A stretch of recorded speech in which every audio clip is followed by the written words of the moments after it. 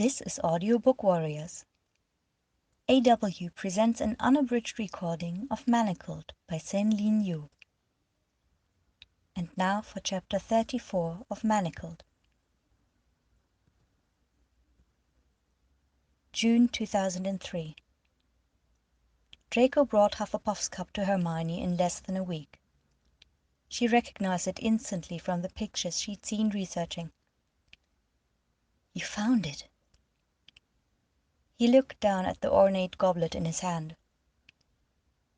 "I would have had it yesterday, but I'm going through the legal channels for vault access as well. It will be transferred to my name within the next month, once the ministry paperwork confirming Rodolphus' death goes through. Traditionally, the process should take months, but it is being accelerated out of concern that Andromeda's daughter might try to claim it." Hermione studied him carefully. "Is there any record that you've been there?" Draco gave a thin, closed smile. "None at all." Hermione's throat tightened. She did go as she swallowed, and gave a sharp nod. They couldn't afford any loose ends, but every death felt like an additional noose around her neck. She shoved the thought away. She opened her satchel and pulled out the sword of Gryffindor. Draco raised an eyebrow and studied it. "Do you usually carry a sword?" Hermione stared down at the blade in her hands. "I got it last week. I knew you'd be efficient. I figured I should come prepared." Draco's eyes glittered. "How do we do this?" Hermione nodded her lower lip. "I'm not sure. We should probably cast a barrier spell to try to contain any potential backlash. Then I suppose I stab it." She gave him a small smile. "I've never stabbed a cup." "I'll do it." He extended his hand to take the sword. Hermione shook her head and stepped back, pulling the sword closer to herself. "No, I need to. There's very little information on Horcruxes in books. I need to analyze and observe it when it's destroyed." Draco's expression hardened, and he stepped towards her. His eyes were flint-like. "No, you don't. You said Dumbledore was cursed destroying the ring. Give it to me, Granger." Hermione gripped the hilt more tightly and jutted her chin out as he closed in on her.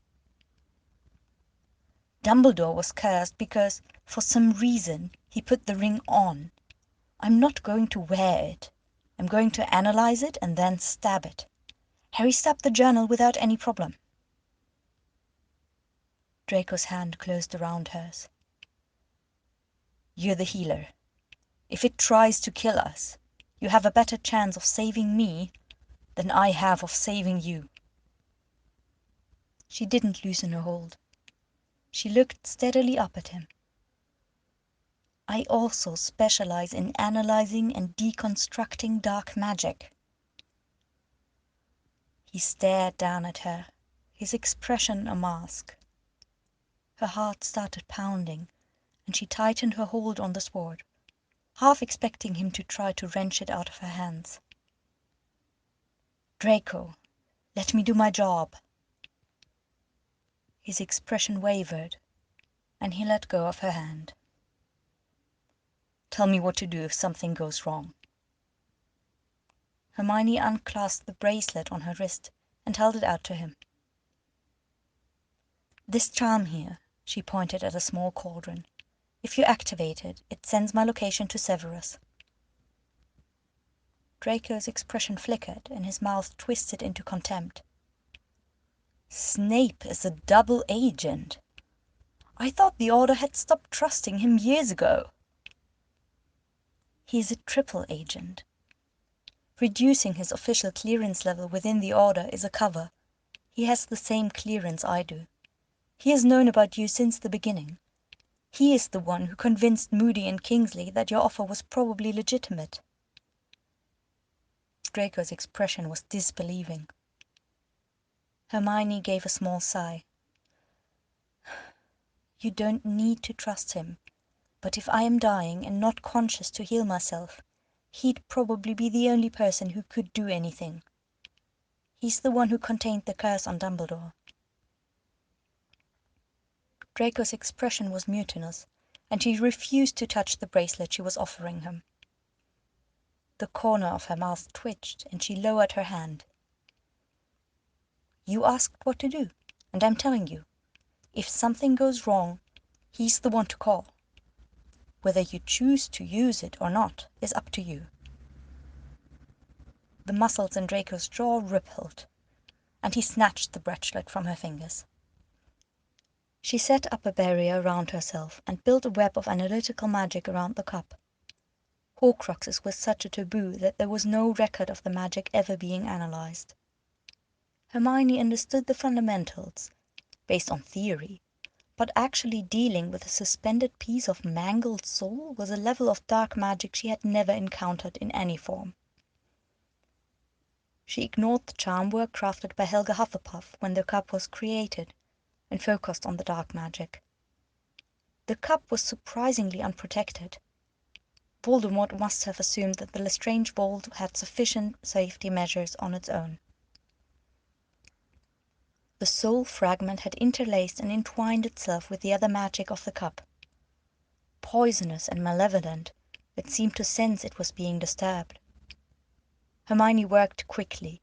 If she had enough information on Voldemort's magical signature, they might be able to use it to find other Horcruxes.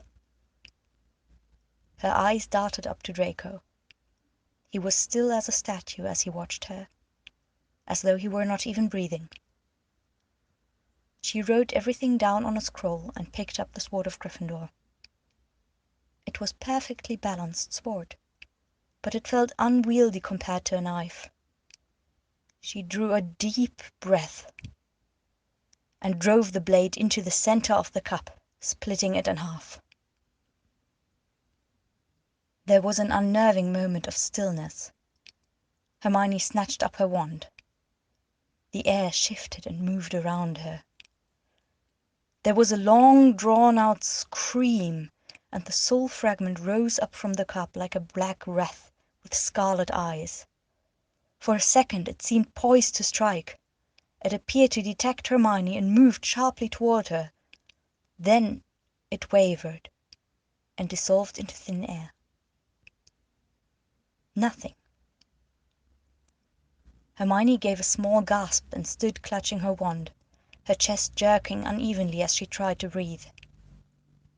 She performed a quick spell to confirm the soul fragment was gone. "It's done," she finally said, flicking her wand and removing all the wards around her. "That wasn't too bad. I thought it might be a lot worse than that." She looked up and found Draco was only inches away from her. He dragged her into his arms and gripped her until she was crushed against his chest. "Never, please, not ever again." She wanted to say no, but he was so tense he was nearly shaking. She found herself nodding slowly and saying, "All right, I won't."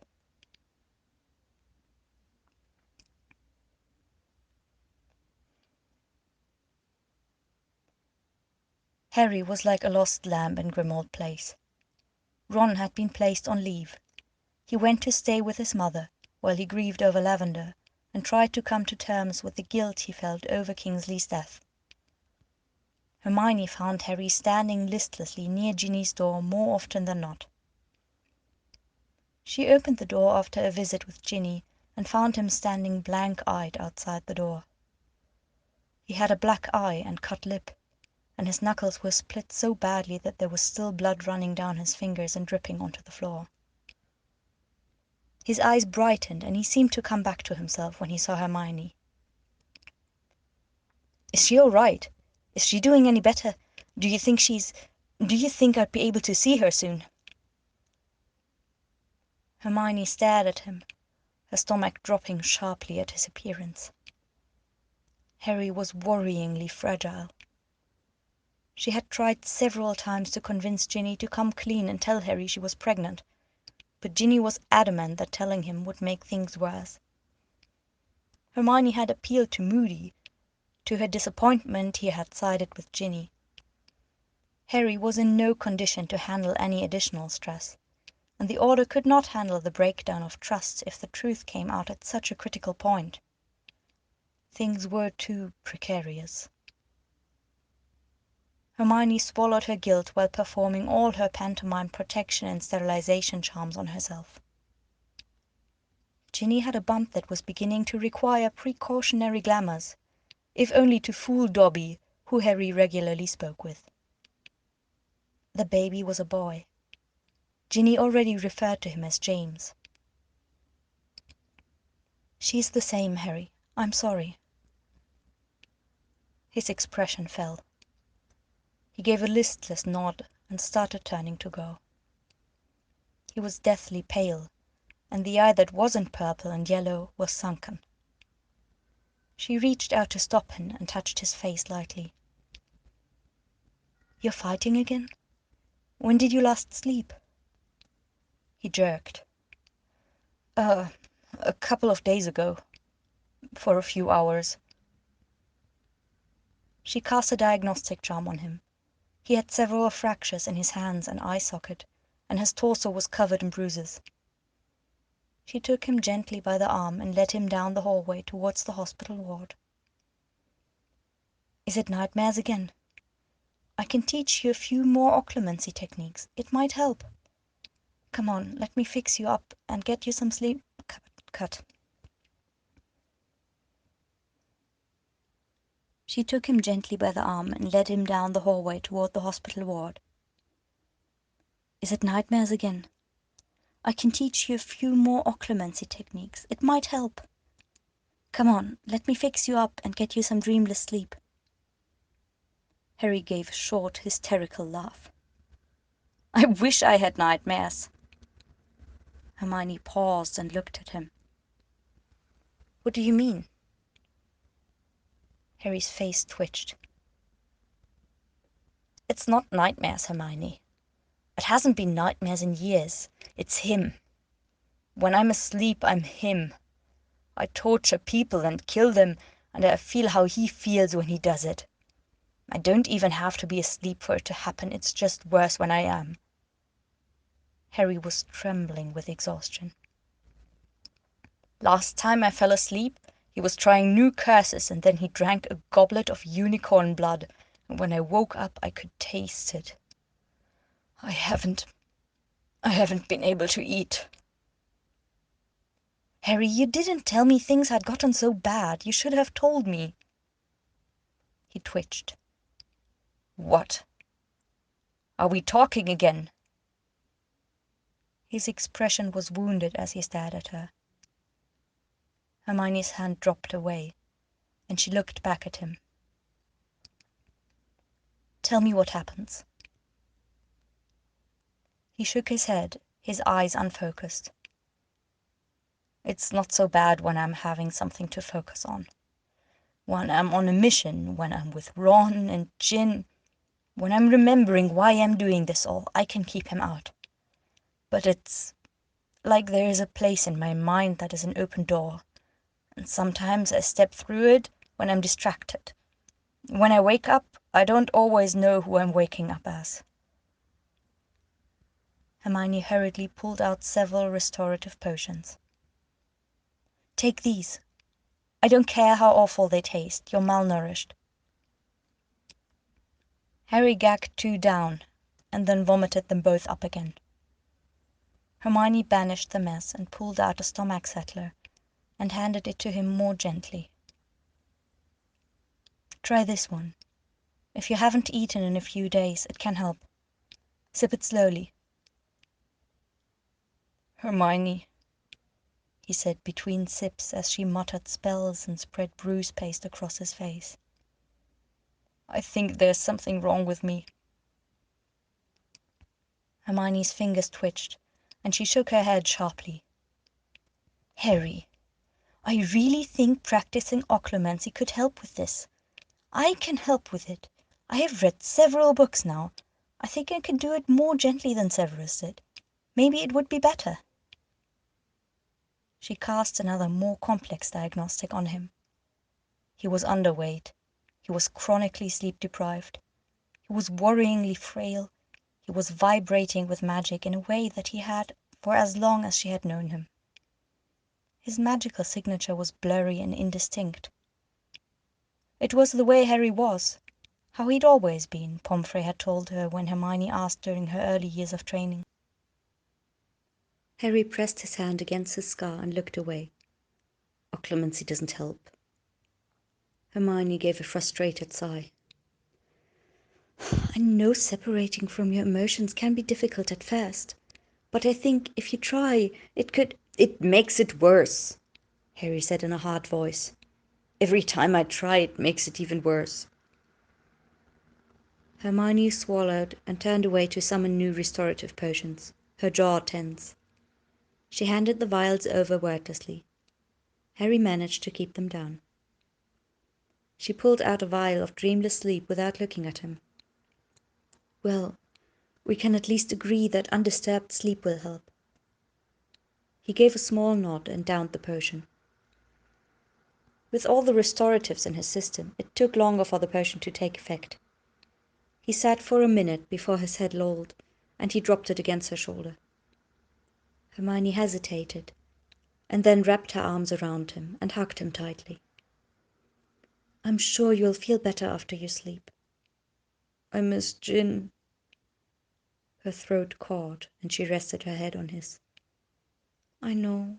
I'm sorry. Harry gave a low sob under his breath.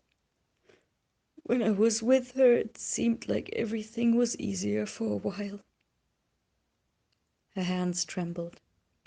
I'm sorry, Harry. She held him while he drifted off. Then she tucked him carefully under a blanket and went to speak with Alistair. Fleur was in the war room when Hermione reached the doorway. I have not heard from Gabrielle so often lately. She has always sent word on the wireless, so I would not worry. A little joke or phrase, so I would know she is all right. But there has been almost nothing. You must have some way to contact her. She is my baby sister.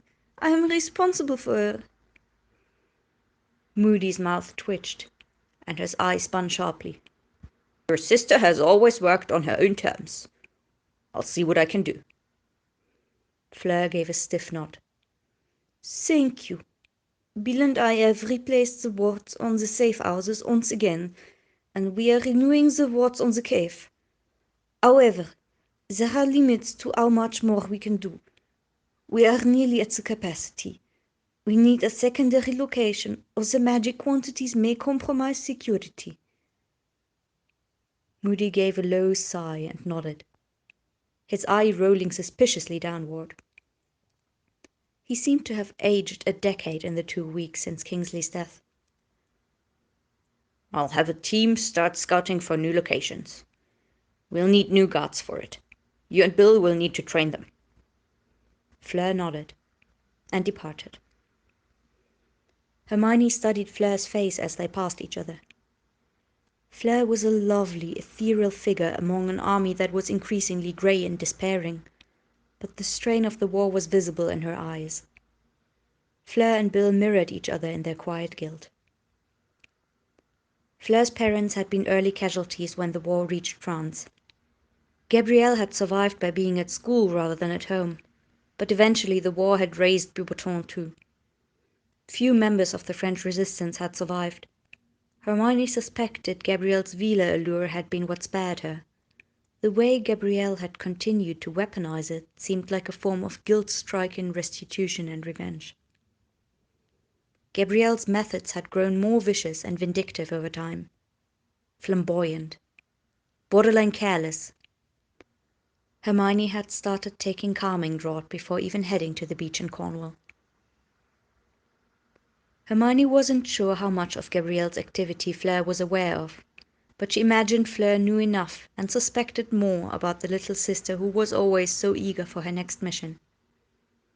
Gabrielle's eyes were colder and older than even Draco's. Hermione stared at Moody in silence for several seconds after Fleur left.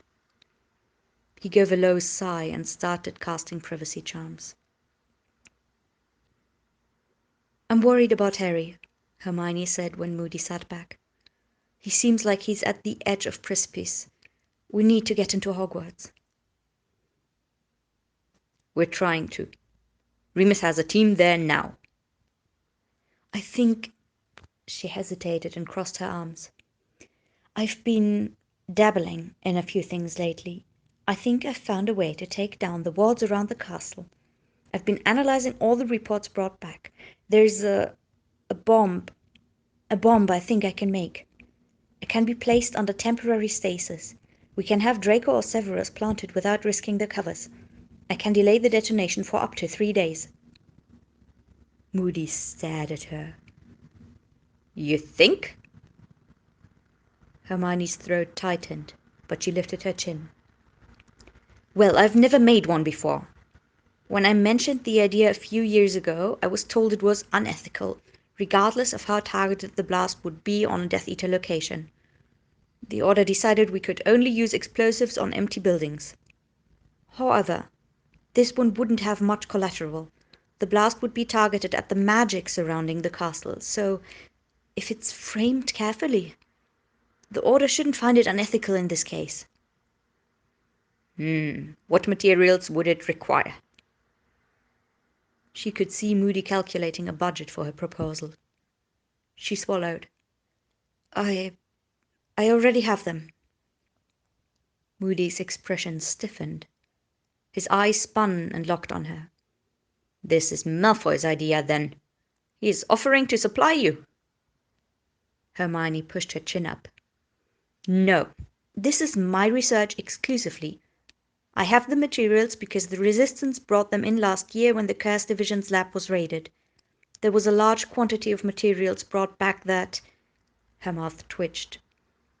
"They aren't used in traditional forms of potion making. I have more than everything I'd need." Moody gave her a long look. "You never reported it." She raised her eyebrows. "I was busy at the time. All I could do was store them until I had time to catalog it. It wasn't until July that I knew exactly what I was handling." She shrugged. "My supplies were never an inventory I was asked to report." Alistair's face twitched with irritation, but he seemed to be seriously considering the proposal. He ran his thumb along the handle of his wand. "Using a bomb to get into Hogwarts would result in an all-out battle." "I know." Her chest felt constricted, and she had to force herself to breathe. "I was thinking, if it's played as a rescue, we could use a larger attack as the diversion while a smaller group could go into the castle. The school should still recognize Minerva. It might cooperate with us." Moody gave a slow nod, looking deep in thought. Hermione left without a word. Alone in her potion cabinet, she leaned over and rested her head on the worktop. Her hands were shaking from stress and exhaustion. Voldemort felt like an incoming tide. The rock the Resistance had lashed itself on was crumbling beneath them. No matter what she did, it was never enough to enable them to get ahead. Draco had been abroad for nearly a week, inspecting the puppet governments Voldemort had set up across Europe. It was an assignment Voldemort tended to give out on whim. Rodolphus Lestrange had been on such a mission when he'd been intercepted by Gabrielle. Draco left a note in the shack to explain his absence. It had been so abruptly assigned that a note was all he could manage. Since the day she had read it, Hermione had nightmares of arriving at the beach in Cornwall and discovering Draco sitting mangled in that small room in the cave. Nightmares of him never returning at all, and receiving word from Severus that he'd been found dismembered in some foreign city. She had never even thought to warn him about Gabrielle. When her ring burned again for the first time in days, She ran out of Grimmauld Place to apparate and flung herself through the door of the shack. He was already standing in the middle of the room, still wearing his Death Eater robes. "You're back," she said, so relieved she could felt her knees might give out. He was there. He was still alive. He appeared uninjured. She reached towards him. Her hands were shaking as she grasped his robes and touched his face. "Are you all right?" he asked. She gave a short nod as she rested her head against his chest. "What's wrong?" She closed her eyes for several seconds and listened to his heart, just feeling him. Alive. "Nothing. I'm just so tired. I feel like I forgot to breathe until now." He was still for a moment before he gave a low sigh. His hands hesitated before he rested them on her shoulders. Her stomach dropped and she opened her eyes. "What's wrong?" Draco was silent. His fingers twitched. "My father, he's being recalled to Britain." Hermione's heart stalled as she looked up at him. His expression was closed, resigned. "He'll expect my company when we're both off duty." "Oh." She didn't know what else to say. She stared up at him, and he looked away from her, but his hands remained on her shoulders. She grasped for words. "Of course. You should spend time with your father." He gave a sharp laugh. "Hardly. My father, he—" Draco hesitated, and his gaze dropped to the floor. There was a trace of boyishness in his tone. "Well, he blamed me for my mother's fragile health." His expression was closed, but his eyes flickered. "He always said he expected me to be an exceptional heir to make up for nearly killing her." "Draco." He backed slightly and cleared his throat, his tone becoming clipped again. "Suffice to say, I'll have little availability to anyone for the foreseeable future. It may take me longer to complete assignments. If you can inform Moody, I hope he'll take it into account." Not available. Not to the Order. Not to her. She felt so tired she could barely stand, but she nodded and drew herself up. "Of course. Don't worry. I'm sorry. You'll be back in the manor then, won't you?" He gave a short nod. She caught his hands and ran her fingers along them, checking for any tremors. She needed to make sure he was all right. If she didn't know when she'd see him again, she had to know he was all right. "When will he arrive?" "Tomorrow or the day after. I found out when I reported back." His voice was dull. Her mouth twitched and she focused on his hands. "I'm sorry. Maybe it won't be for long." "It's possible. He doesn't like to stay in Britain." He drew a sharp breath, and his jaw twitched as he watched her check his fingers again and again. "I suspect there's something coming. Tell Moody. It was mentioned to me that the Dark Lord has gone to Sussex personally several times while I was gone. Whatever it is he's doing, he isn't confiding to anyone currently, except perhaps Dolohov. It could be related to my father's unexpected return." Hermione nodded. "I'll tell Moody. I think the Order is preparing to make a move on Hogwarts." "It would be a relief if they did something. Things have been suspiciously quiet lately." There was an unspoken question in his tone. Hermione avoided his eyes. "Losing Kingsley was a blow. It affected morale." She kept looking at his hands. "They have been suspiciously quiet for me too. Are there concerns about my morale?" Draco's tone was light, but with a razor edge hidden in it. Hermione looked up. No, I haven't told Moody about your threat, if that's what you're asking. Draco's eyes flickered. She saw him doubt her. The corner of her mouth twitched, and she let go of his hand and stepped back. After Kingsley died, I told Moody that he and Kingsley had been overutilizing you just to buy time without any broader strategy, and I wasn't going to stand by and watch it anymore. She shrugged. I'm more crucial now. Without Kingsley, Moody needs my support to maintain all the classified aspects within the Order. She gave him a small smile. I can protect you now. Draco's lips pressed together into a hard, flat line, and his expression grew cold and closed. I don't want you inserting yourself to protect me, Granger. His tone was like ice. She stiffened, and there was a sharp stab of hurt that laced through her. Why not? Is protection exclusively your right? Am I supposed to just sit quietly in the safe houses while you win the war for me? She jerked her chin up. I'm not running raids. I'm still carefully caged. Draco flinched before she could cut herself off.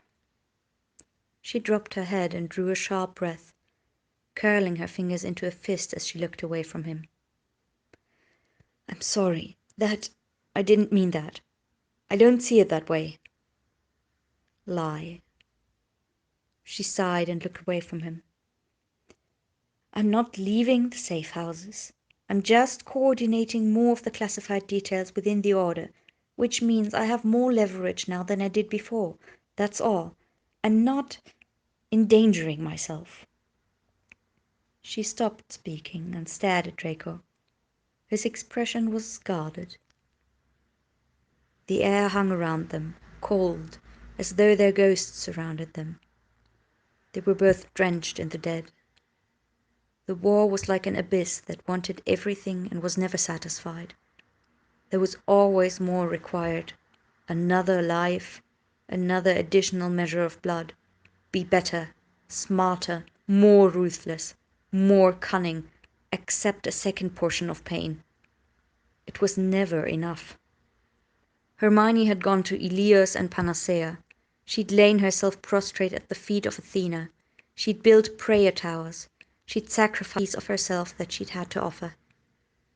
Never enough. Draco had walked straight to the altar of Ares. Never enough. Nothing was ever enough. The war always wanted more. If you stare into the abyss stares back at you. What will you give? What will you give to win? Hermione swallowed. Draco, what do you expect me to do? He gave a sigh that sounded like a hiss. I don't want you in this fucking war. The rage in his voice was raw. All I do is worry about what will happen to you if I fail to meet all the requirements. She drew a sharp breath and stepped towards him, reaching for his hand. The Order is not like the Death Eaters, Draco. His expression turned vicious before she could touch him. I am aware of the difference, he sneered. Do you imagine it's somehow more reassuring to know you just volunteer? Hermione stepped back and glared at him, her shoulders rigid. I am not a possession you can put away somewhere, Draco. I have spent years training in order to contribute to the resistance. You can't ask me to stop or leave because it worries you. You agreed. You swore you wouldn't interfere with my aid to the Order. You can't try to guilt me into passivity either. He glared at her. You have no idea what would happen if you're caught. I do know, she snapped, cutting him off. Her throat was tight, and her chest felt compressed until she could barely breathe. What do you think I do with all my time? I heal the people you Death Eaters don't manage to kill. That's almost all I've done for years. I cared for the victims from the last Curse Division until they died, and they all died. She tried to swallow. Every last one of them. died. I'm so aware of the risks. I think sometimes I might go mad from knowing them. Don't you dare try to treat me as naive. I know as well as you. Why do you think I try so hard?" Her voice broke slightly. Draco's expression remained cold. Hermione turned away. She felt so drained she wanted to sink into a corner so she wouldn't have to keep standing. She'd been so worried waiting for him to return to England. She'd reached her limit. She could feel her occlumency walls wavering. Like a dam, her exhaustion threatened to break apart. You're losing. You haven't saved anyone. Draco, Harry, Ron, Ginny, the Order, the Resistance. You want too much." Her shoulders shook. She wanted to go back to her potion cabinet and find something that would make the war stop feeling like death by 1,000 cuts. She pressed her lips together and her jaw trembled. "I think I need to go.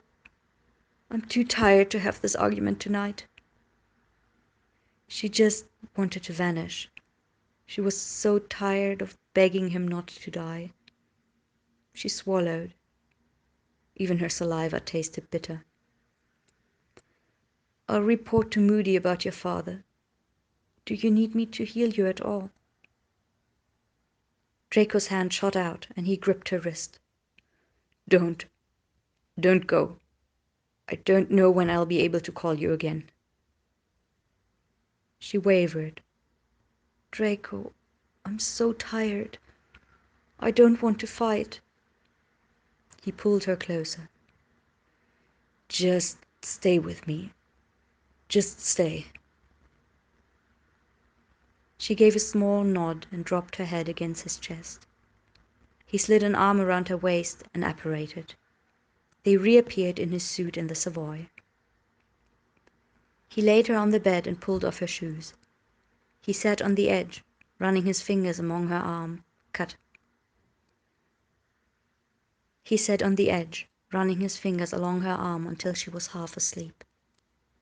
He stood. "I need to shower and eat. I'll come back." Hermione reached out and caught his hand.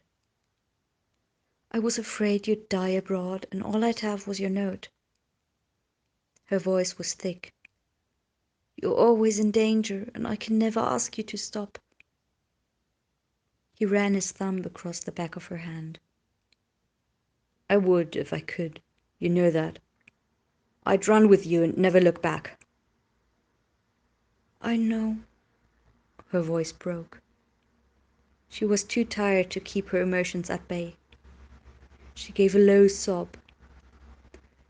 "Don't die, Draco. You can't leave me behind." He sank back down onto the bed beside her and didn't leave until she stopped crying and fell asleep. When the bed shifted, she woke to find him on the far side of the bed, his hair slightly damp. It had been hours since they'd arrived, more sleep than she'd had since he'd left. She shifted across the bed and into his arms, resting her forehead against his bare chest, tracing her fingers along his torso until he caught her hand and then rolled her under him. He studied her eyes but didn't move again until she lifted her head and kissed him. His hand was on her throat, his thumb sliding up to nestle under her jaw as his tongue played against hers. Gradual, committing him to memory.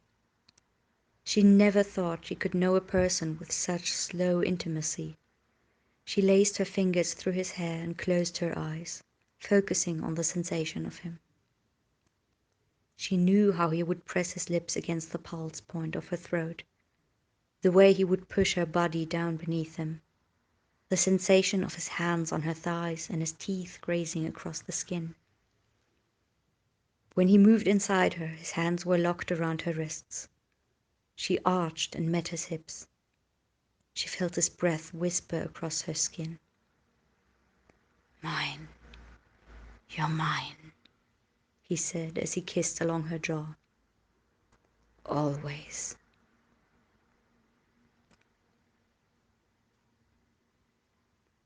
Notes. Whoever fights monsters should see to it that in the process he does not become a monster, and if you gaze long enough into the abyss will gaze back into you. Friedrich Nietzsche.